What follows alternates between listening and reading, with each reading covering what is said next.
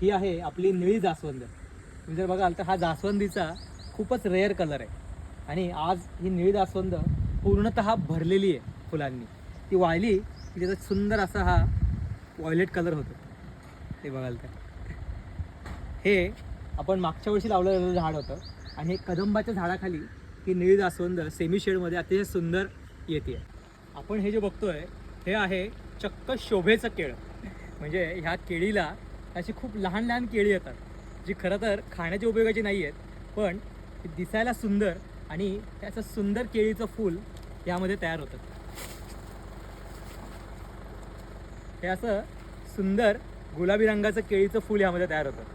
त्यामुळे ही आपण आपल्या गार्डनमध्ये एका वेगळ्या कोपऱ्यामध्ये किंवा अगदी रस्त्याला ही अशी जर केळी लावली तर हे पूर्ण आपलं गार्डन हिरवं रंगाने भरून जातं आणि वर्षभर हे हिरवं राहतं। आणि आत्ता त्याला हे छान फूल आलेलं आहे। हे जे आपण मोठं जांभळं फूल बघतोय हे आहे सुरणाचं फूल।